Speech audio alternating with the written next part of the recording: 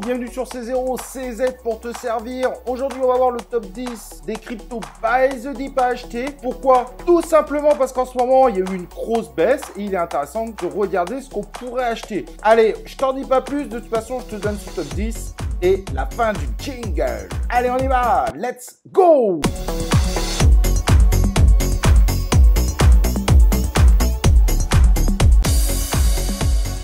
Et donc avant de commencer, n'oublie pas de t'inscrire sur notre chaîne YouTube bien évidemment et d'activer les cloches de notification. Et n'oublie pas de nous rejoindre sur Twitter où on traite de l'ensemble des actualités des crypto-monnaies avec plein de bons plans. Donc comme tu peux le voir là sur notre Atani, le Bitcoin il se porte pas forcément bien. On a frôlé le risque de passer en dessous notre fameuse tendance en ligne jaune. A priori on l'a frôlé et là ça repart légèrement à la hausse. Mais je dis bien légèrement. En espérant évidemment que ça reparte, sinon on va casser la tendance haussière sur laquelle on était. C'est pour ça que je vous propose ce top 10, mais vous inquiétez pas pour ceux qui attendaient le top 10 des gros market cap épisode 2, celui-ci arrivera très bientôt bien évidemment, mais je trouvais qu'il était plus intéressant de traiter sur les cryptos à recharger pour pouvoir faire un petit bénéfice dans un futur proche. Le premier que je propose aujourd'hui, c'est Keep3RV1 et sa crypto KP3R. Vous inquiétez pas, tous les noms sont en description, avec tous les liens évidemment pour prendre les cryptos qui sont indiqués dans cette vidéo, qui est un projet qui s'est bien effondré. Il a fait moins 69% en l'espace de 90 jours seulement. Pourtant, le nombre de tokens en circulation est quasiment intégral, ce qui est super intéressant. Et ce projet se situe 419e. Pour faire en gros, ce projet est très intéressant. C'est une plateforme décentralisée conçue pour faciliter la coordination entre ceux qui ont besoin de sous-traiter du développement au niveau de projets, bien évidemment autour de la blockchain, et des sous-traitants. C'est une sorte de plateforme d'offre d'emploi, tout simplement, sur des sujets qui sont évidemment de plus en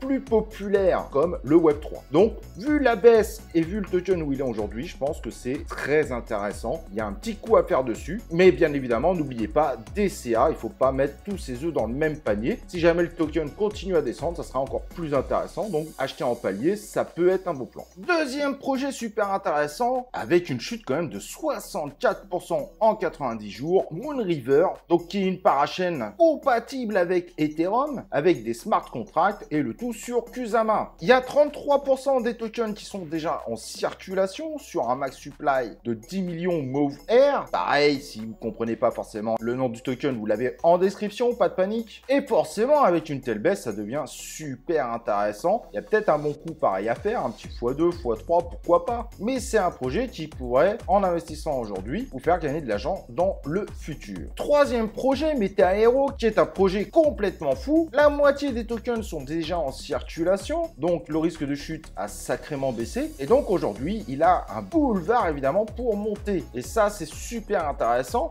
Si vous ne connaissez pas le projet, c'est tout simple. L'objectif du projet, c'est tout simplement de vous matérialiser pour que vous puissiez créer votre avatar et ce type de choses directement au sein des métaverses. Donc un projet complètement dingue qui a connu sa hype. Là, il a bien descendu, ce qui est logique. Le métaverse fait moins parler de lui dernièrement, mais du coup, il y a un boulevard pour remonter. Et là, entrer aujourd'hui dessus semble assez intéressant. C'est un projet de grande envergure et qui a quand même beaucoup de chances de remonter assez violemment. Quatrième projet, Harmony One, blockchain, pas forcément très connu, énormément utilisé par contre par un jeu qui fait de plus en plus parler de lui, même si moi il m'attire pas spécialement, DeFi Kingdom. Le token en 90 jours fait moins 63%. On est sur un token inflationniste, mais cependant les tokens sont quasiment tous en circulation par rapport à ceux qui ont déjà été créés. En cas en effet de bear market ultra prolongé, malgré tout il y a un risque de rentrer dessus parce qu'on pourrait rentrer plus bas en n'oubliant pas qu'il y a une inflation quand même sur le token, même si elle n'est pas forcément des plus fortes. Mais voilà, on est sur un projet qui est là pour faciliter la création et l'utilisation de dApps, donc d'applications décentralisées, souvent avec un peu de Web3. Et son objectif, c'est d'amener évidemment à innover au niveau du fonctionnement de ces applications. Depuis quelques temps, il s'est réaxé vers le métaverse. Il tente évidemment de rentrer dans les hypes connus. Il y a de la communication qui est fait autour, il y a un gros potentiel sur ce token. Troisième token, Métis DAO, très intéressant. C'est une couche 2 tout simplement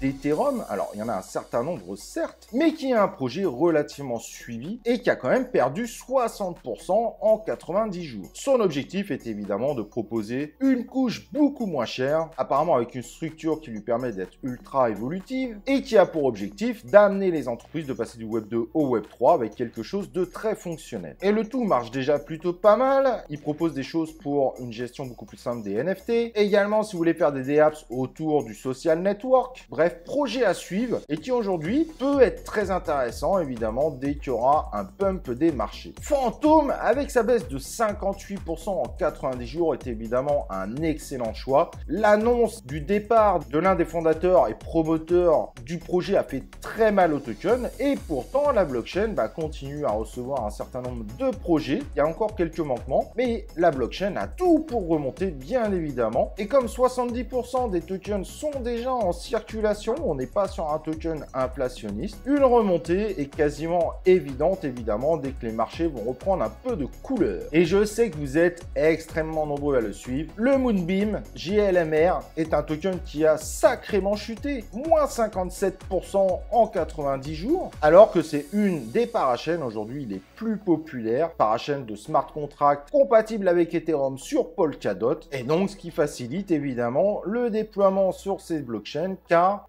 tout ce qui est proposé évidemment utilise Solidity, aujourd'hui le langage de loin le plus populaire dans l'univers des blockchains. 23% des tokens sont déjà en circulation, donc il y a quand même un risque de baisse en cas de bull market prolongé de plusieurs années, mais aujourd'hui le token semble se stabiliser malgré tout. Il a quand même sacrément chuté et il pourrait y avoir du coup un bon plan à rentrer dessus aujourd'hui. Évidemment, n'oubliez pas, DCA sera une meilleure stratégie dans tous les cas. Algorand aussi également nous fait une baisse de moins 51% pour un projet qui était extrêmement prometteur. Algorand est tout simplement un réseau autonome, décentralisé et basé sur la blockchain et qui a la capacité de prendre un éventail d'applications. Les systèmes proposés par Algorand sont considérés très sécurisés, évolutifs et évidemment efficaces dans le résultat. Sachant que 67% des tokens sont déjà en circulation, aujourd'hui sa courbe est plutôt pas mal pour se dire que ça pourrait bien remonter. Il y a peut-être un bon petit coup à faire en tout cas pour un investissement sur un prochain bull run. Étonnamment, Rose également a chuté de 50% en l'espace de 90 jours. Excellent projet, lui dédié à la sécurité au niveau des blockchains, de loin aujourd'hui le plus populaire dans ce domaine et qui se veut tout simplement protéger votre vie privée, et c'est une blockchain dédiée, donc une couche 1, au même titre qu'un Ethereum par exemple. Il arrive à gérer des débits relativement élevés avec des frais de gaz relativement faibles tout en ayant une capacité réelle de bien sécuriser, et ça c'est un atout par rapport à certaines blockchains, ce qui va permettre pour toutes les applications Web3, que ce soit au niveau des métaverses, NFT, du GameFi, de proposer une blockchain totalement adaptée aux projets qui ont besoin de faire un grand nombre de transactions. Donc projet très intéressant, belle baisse dans laquelle on pourrait rentrer. Aujourd'hui, il a encore fait peu parler de lui en termes d'application, en termes de communication. Et ben, il peut y avoir un gros coup à jouer parce que cette blockchain, au final, est clairement discrète par rapport à ce qu'elle propose déjà. Et le dernier que je vais vous proposer, c'est Chainlink, moins 47% en l'espace de 90 jours avec sa CryptoLink. Bien évidemment, ça fait également partie des projets qu'on vous avait parlé l'année dernière, qui a une capacité de faire des smart contracts universellement connectés. Je ne veux pas forcément trop rentrer dans le détail, le projet est relativement complexe pour ceux qui démarrent en crypto-monnaie, mais projet pertinent qui apporte son lot, et avec ses 46% de tokens déjà en circulation, on sait qu'on se met plutôt sur un projet qui commence à être solide. Donc, se dire qu'on pourrait faire un bon coup avec le Link dans le futur est tout à fait envisageable. On reste sur un projet solide. Voilà, n'hésite pas à me dire ce que tu en penses aux commentaires. Pour moi, ce sont les tokens en ce moment qui sont très intéressants à recharger. Le choix n'a pas été fait par hasard, bien évidemment, et a pris un certain nombre de facteurs. J'hésiterai pas à répondre à tes commentaires si tu as une question. N'oublie pas le like sur la vidéo, et nous, on se retrouve pour une prochaine vidéo de C0.